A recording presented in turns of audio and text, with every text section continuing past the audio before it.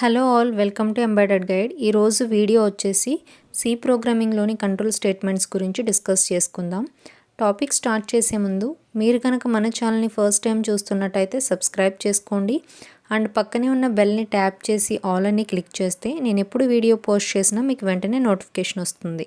Okay, coming to our topic. అసలు ఈ కంట్రోల్ స్టేట్మెంట్స్ని ఎందుకు యూస్ చేస్తారంటే జనరల్గా ప్రోగ్రామ్ ఎగ్జిక్యూషన్ అనేది సీక్వెన్షియల్గా జరుగుతుంది. ఈ సీక్వెన్షియల్ ఎగ్జిక్యూషన్ని చేంజ్ చేయడానికి కంట్రోల్ స్టేట్మెంట్స్ని యూస్ చేస్తారు. ఈ కంట్రోల్ స్టేట్మెంట్స్ని జనరల్గా 2 టైప్స్కి డివైడ్ చేస్తారు. One is conditional statements or selective statements అంటారు. Another one looping statements or iterative statements.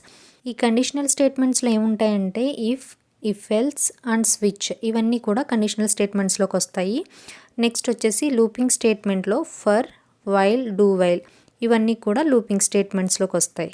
మనం ఆల్రెడీ డిస్కస్ చేసుకున్నాము. కంట్రోల్ స్టేట్మెంట్ వచ్చేసి సీక్వెన్షియల్ ఎగ్జిక్యూషన్ని చేంజ్ చేస్తాయని. ఈ సీక్వెన్షియల్ ఎగ్జిక్యూషన్ని 2 వేస్లో చేంజ్ చేయొచ్చు. వన్ వే ఏంటంటే కండిషనల్ స్టేట్మెంట్స్ యూస్ చేసి చేయొచ్చు. సెకండ్ వే వచ్చేసి లూపింగ్ స్టేట్మెంట్స్ యూస్ చేసి ఈ ఎగ్జిక్యూషన్ని మనం చేంజ్ చేయొచ్చు. ఈ కండిషనల్ స్టేట్మెంట్స్ యూస్ చేసినప్పుడు ఏం జరుగుతుందంటే single statement or group of statements అనేవి స్కిప్ అవుతాయి. అలా స్కిప్ అవ్వడం వల్ల ఈ సీక్వెన్షియల్ ఎగ్జిక్యూషన్ అనేది చేంజ్ అవుతుంది. నెక్స్ట్ వచ్చేసి లూపింగ్ స్టేట్మెంట్లో ఏం జరుగుతుందంటే ఒక single statement or group of statements అనేవి మల్టిపుల్ టైమ్స్ రిపీటెడ్గా ఎగ్జిక్యూట్ అవుతాయి. సో ఈ విధంగా 2 వేస్లో through control statements sequential execution అనేది చేంజ్ అవుతుంది. ఈరోజు వీడియోలో conditional statements or selective statements ఎలా వర్క్ అవుతాయి అనేది ఎక్స్ప్లెయిన్ చేస్తాను. కమింగ్ వీడియోలో looping statements or iterative statements గురించి నేను ఎక్స్ప్లెయిన్ చేస్తాను. ఈ కండిషనల్ స్టేట్మెంట్స్లో ఇఫ్ ఎల్స్ అండ్ స్విచ్ ఈ స్టేట్మెంట్స్ అన్నీ కూడా కండిషనల్ స్టేట్మెంట్స్లోకి వస్తాయి. ఫస్ట్ ఇఫ్ స్టేట్మెంట్ ఎలా వర్క్ అవుతుంది అనేది చూద్దాం. ఫర్ ఎగ్జాంపుల్ ఇక్కడ నేను ఒక ప్రోగ్రామ్ని కన్సిడర్ చేసుకున్నాను. ఈ ప్రోగ్రాంలో ఒక వేరియబుల్ని డిక్లేర్ చేశాను. వేరియబుల్ వచ్చేసి వాల్. నెక్స్ట్ వచ్చేసి స్కాన్ఎఫ్ ఫంక్షన్ యూజ్ చేస్తున్నాను. ఈ స్కాన్ఎఫ్ ద్వారా ఏంటంటే యూజర్ ద్వారా ఇన్పుట్ అనేది తీసుకోవచ్చు. డ్యూరింగ్ రన్ టైం నేను ఇన్పుట్ అనేది ఎంటర్ చేస్తాను. నెక్స్ట్ వచ్చేసి ఇఫ్ కండిషన్ తీసుకున్నాను. ఇఫ్ కండిషన్లో ఏం మెన్షన్ చేశానంటే వాల్ లెస్ దెన్ 0 అంటే మనం ఎంటర్ చేసిన వాల్యూ అనేది 0 కంటే తక్కువ ఉన్నప్పుడు ఇఫ్ బ్లాక్ స్టేట్మెంట్ అనేది ఎగ్జిక్యూట్ అవ్వాలి. అంటే నాకు నెగిటివ్ నెంబర్ అనేది ప్రింట్ అవ్వాలి. అదర్వైజ్ నేను ఏ నెంబర్ అయితే ఎంటర్ చేశానో ఆ నెంబర్ అనేది ప్రింట్ అవుతుంది. ఇన్ కేస్ మనం ఎంటర్ చేసిన వాల్యూ 0 కంటే ఎక్కువ ఉన్నట్టయితే ఇఫ్ బ్లాక్ స్టేట్మెంట్ ఎగ్జిక్యూషన్ అనేది స్కిప్ అయ్యి నెక్స్ట్ ప్రింట్ఎఫ్ స్టేట్మెంట్ అనేది ఎగ్జిక్యూట్ అవుతుంది. అంటే మనం ఏ వాల్యూ అయితే ఎంటర్ చేసామో ఆ వాల్యూ అనేది ప్రింట్ అవుతుంది. సో ఇప్పుడు ఈ ప్రోగ్రామ్ని మనం కంపైల్ చేసి రన్ చేసి చెక్ చేద్దాం. దానికోసం జీసీసీ ఇక్కడ ఫైల్ నేమ్ వచ్చేసి ఇఫ్ స్టేట్మెంట్ .c. సో నేను కంపైల్ చేస్తున్నాను. సో నెక్స్ట్ ఈ ప్రోగ్రామ్ నేను రన్ చేస్తున్నాను. .a.out. మనం ప్రోగ్రాంలో స్కాన్ఎఫ్ ఫంక్షన్ యూస్ చేసాం కాబట్టి మనం ఇన్పుట్ ఎంటర్ చేసే వరకు ఈ కంట్రోల్ అనేది వెయిట్ చేస్తుంది. సో ఇక్కడ నేను ఇన్పుట్ని ఎంటర్ చేస్తున్నాను. ఇన్పుట్ వచ్చేసి -20. సో రిజల్ట్ వచ్చేసి నెగిటివ్ నెంబర్ అని ప్రింట్ అయింది. ఎందుకంటే మనం ఎంటర్ చేసిన వాల్యూ అనేది 0 కంటే తక్కువ కాబట్టి ఇఫ్ బ్లాక్ అనేది ఎగ్జిక్యూట్ అయ్యి మనకి నెగిటివ్ నెంబర్ అనేది ప్రింట్ అయింది. నెక్స్ట్ వచ్చేసి మనం ఎంటర్ చేసిన వాల్యూ వచ్చేసి -20 కాబట్టి నెక్స్ట్ ప్రింట్ఎఫ్ స్టేట్మెంట్ కూడా ఎగ్జిక్యూట్ అయ్యి మనకి -20 అనే రిజల్ట్ అనేది వచ్చింది. సో మళ్ళీ ఈ ప్రోగ్రామ్ నేను రన్ చేస్తున్నాను. .a.out. ఇప్పుడు మన ఇన్పుట్ ఎంటర్ చేయమని అడుగుతుంది. ఇప్పుడు నేను నెగిటివ్ వాల్యూ కాకుండా పాజిటివ్ వాల్యూని ఎంటర్ చేస్తున్నాను. దట్ ఈస్ 20 అనేది 0 కంటే ఎక్కువ కాబట్టి ఇక్కడ ఇఫ్ కండిషన్ అనేది ఫాల్స్ అవుతుంది. సో దట్ ఇఫ్ బ్లాక్ అనేది స్కిప్ అయ్యి నెక్స్ట్ ప్రింట్ఎఫ్ స్టేట్మెంట్ ఏదైతే ఉందో ఆ ప్రింట్ఎఫ్ స్టేట్మెంట్ అనేది ఎగ్జిక్యూట్ అయ్యి మనకి వాల్యూ ప్రింట్ అవుతుంది. సో ఎప్పుడైతే ఇఫ్ కండిషన్ ట్రూ అవుతుందో అప్పుడు మాత్రమే ఇఫ్ బ్లాక్ ఎగ్జిక్యూట్ అవుతుంది. అదర్వైజ్ ఇఫ్ బ్లాక్ అనేది స్కిప్ అవుతుంది. ఈ విధంగా ఇఫ్ స్టేట్మెంట్ అనేది వర్క్ అవుతుంది. నెక్స్ట్ ఇఫ్ ఎల్స్ స్టేట్మెంట్ గురించి చూద్దాం. ఫర్ ఎగ్జాంపుల్ ఇక్కడ నేను ఒక ప్రోగ్రామ్ని కన్సిడర్ చేసుకున్నాను. ఈ ప్రోగ్రాంలో ఇఫ్ కండిషన్లో నేను వాల్ లెస్ దెన్ 0 అని తీసుకున్నాను. ఇఫ్ కండిషన్ కనుక ట్రూ అయితే ఇఫ్ బ్లాక్ ఎగ్జిక్యూట్ అవుతుంది. ఇన్ కేస్ కాకపోతే అంటే ఎల్స్ స్టేట్మెంట్ యూస్ చేస్తాము. ఎల్స్ బ్లాక్ అనేది ఎగ్జిక్యూట్ అవుతుంది. అండ్ నెక్స్ట్ ప్రింట్ఎఫ్ మనం ఏ నెంబర్ అయితే ఎంటర్ చేసామో ఆ నెంబర్ని మనం ఇక్కడ ప్రింట్ చేస్తున్నాము. ఈ ప్రోగ్రామ్ని బట్టి మనం ఇన్పుట్ పాజిటివ్ వాల్యూ ఇస్తే ఎల్స్ బ్లాక్ అనేది ఎగ్జిక్యూట్ అయ్యి నెక్స్ట్ మనం ఏ వాల్యూ ఇచ్చామో ఆ వాల్యూ ప్రింట్ అవుతుంది. ఇన్ కేస్ మనం నెగిటివ్ వాల్యూ ఇస్తే ఇఫ్ బ్లాక్ అనేది ఎగ్జిక్యూట్ అయ్యి మనం ఏ నెంబర్ అయితే ఇచ్చామో ఆ నెంబర్ అనేది ప్రింట్ అవ్వాలి. సో ఇప్పుడు ఈ ప్రోగ్రామ్ని కంపైల్ చేసి రన్ చేసి చెక్ చేద్దాం. సో ఇప్పుడు ఈ ప్రోగ్రామ్ నేను కంపైల్ చేస్తున్నాను. GCC if else statement .c. Next వచ్చేసి ఈ ప్రోగ్రామ్ నేను రన్ చేస్తున్నాను .a.out. సో ఇక్కడ మనం ఇన్పుట్ని ఎంటర్ చేయాలి. నేను ఇక్కడ 40ని ఎంటర్ చేశాను. సో 40 వచ్చేసి 0 కంటే ఎక్కువ కాబట్టి పాజిటివ్ నెంబర్ కాబట్టి ఎల్స్ బ్లాక్ అనేది ఎగ్జిక్యూట్ అయ్యి పాజిటివ్ నెంబర్ అనేది ప్రింట్ అయ్యి నెక్స్ట్ ఆ వాల్యూ కూడా ప్రింట్ అయింది. ఇన్ కేస్ మనం నెగిటివ్ నెంబర్ ఎంటర్ చేస్తే ఇఫ్ బ్లాక్ అనేది ఎగ్జిక్యూట్ అవుతుంది. ఇప్పుడు మళ్ళీ నేను ఈ ప్రోగ్రామ్ రన్ చేస్తున్నాను .a.out. ఇక్కడ నేను -40 అని ఎంటర్ చేస్తున్నాను. సో ఇఫ్ కండిషన్ అనేది ట్రూ కాబట్టి నెగిటివ్ నెంబర్ అనేది ప్రింట్ అవుతుంది. అంటే ఇఫ్ బ్లాక్ అనేది ఎగ్జిక్యూట్ అవుతుంది, ఎల్స్ బ్లాక్ అనేది స్కిప్ అవుతుంది. నెక్స్ట్ మనం ఏ వాల్యూ అయితే ఎంటర్ చేసామో ఆ వాల్యూ అనేది ప్రింట్ అవుతుంది. ఈ విధంగా ఇఫ్ ఎల్స్ స్టేట్మెంట్స్ అనేవి వర్క్ అవుతాయి. ఈ ప్రోగ్రాంలో మనం ఒక ఇఫ్ బ్లాక్ అండ్ అలాగే ఒక ఎల్స్ బ్లాక్ యూజ్ చేసాము. అలా కాకుండా ఒక ఇఫ్ బ్లాక్లోనే మనం మోర్ దాన్ 1 ఇఫ్ ఎల్స్ బ్లాక్స్ని కూడా యూజ్ చేయొచ్చు. దాన్నే నెస్టెడ్ ఇఫ్ ఎల్స్ స్టేట్మెంట్స్ అని అంటారు. అవి ఎలా యూజ్ చేయాలనేది ఇప్పుడు చూద్దాం. ఈ నెస్టెడ్ ఇఫ్ ఎల్స్ స్టేట్మెంట్స్ అర్థం కావడం కోసం నేను ఒక ఎగ్జాంపుల్ ప్రోగ్రామ్ తీసుకున్నాను. ఈ ప్రోగ్రాంలో ఏంటంటే స్టూడెంట్స్ మార్క్స్ని బట్టి వాళ్ళు ఫస్ట్ క్లాసా, సెకండ్ క్లాసా, థర్డ్ క్లాసా లేదంటే ఫెయిలా అనేది తెలుసుకోవాలనుకుంటున్నాను.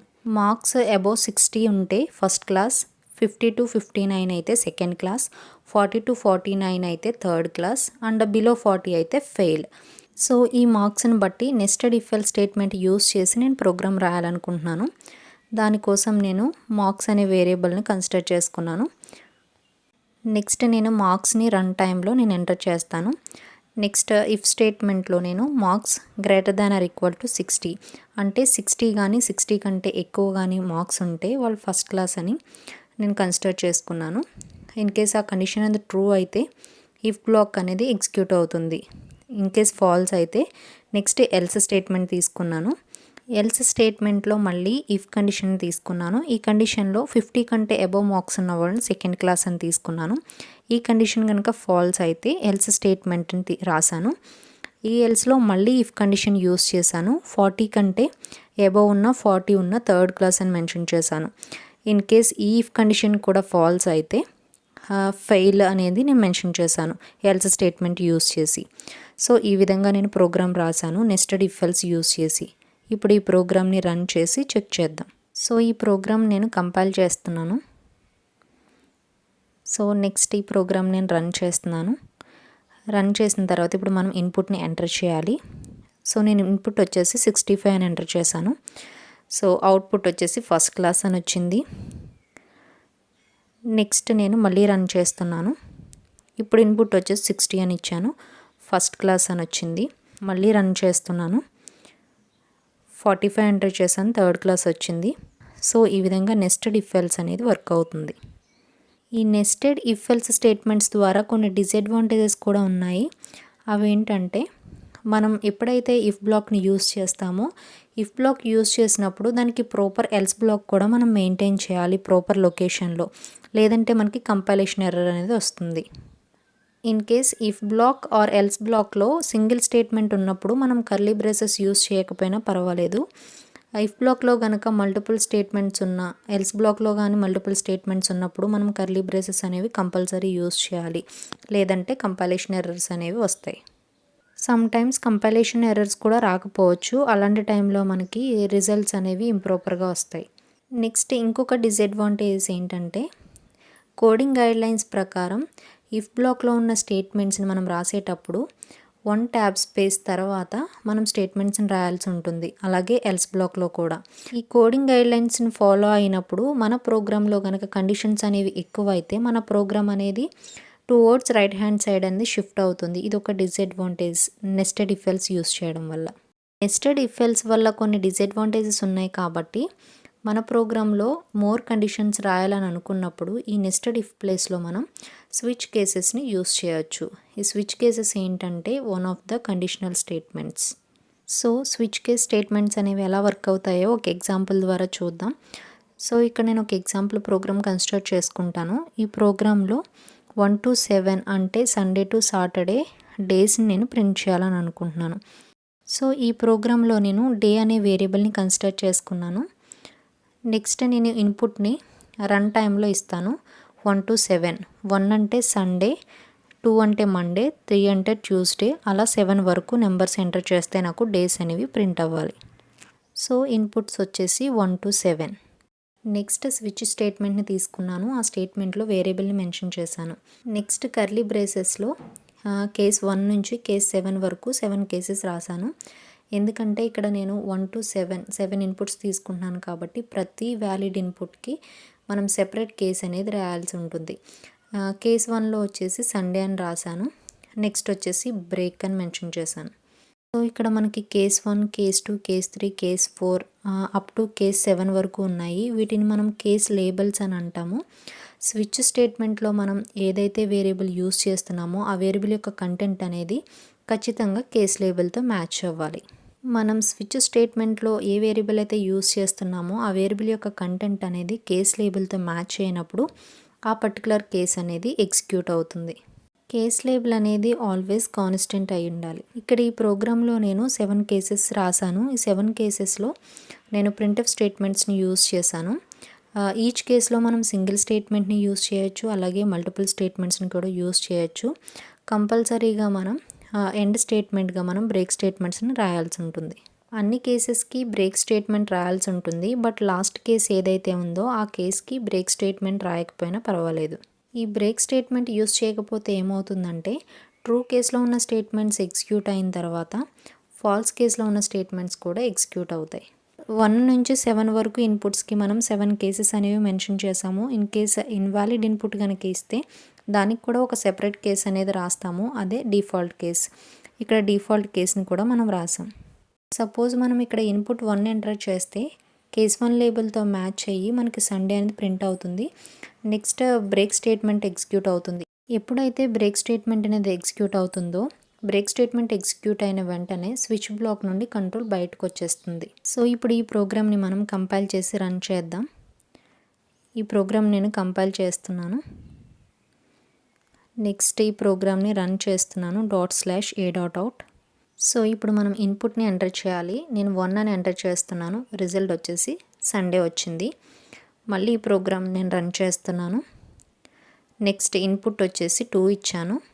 రిజల్ట్ మండే వచ్చింది. నెక్స్ట్ మళ్ళీ రన్ చేస్తున్నాను. ఇన్పుట్ 7 ఇచ్చాను. రిజల్ట్ వచ్చేసి సాటర్డే వచ్చింది. సో ఈ విధంగా మన ప్రోగ్రాంలో నెస్టెడ్ ఇఫ్ ఎల్స్ కాకుండా స్విచ్ కేసెస్ యూస్ చేసి మల్టిపుల్ కండిషన్స్ని మన ప్రోగ్రాంలో రాసుకోవచ్చు. సో ఇది కండిషనల్ స్టేట్మెంట్స్ గురించి. ఐ హోప్ ఈ వీడియో మీకు యూజ్ అయిందని అనుకుంటున్నాను. ఈ వీడియో మీకు నచ్చితే లైక్ చేయండి, మీ ఫ్రెండ్స్కి షేర్ చేయండి. మీకు ఏమైనా డౌట్స్ ఉంటే కామెంట్ సెక్షన్లో చెప్పండి. And don't forget to subscribe embedded guide. Thank you for watching this video.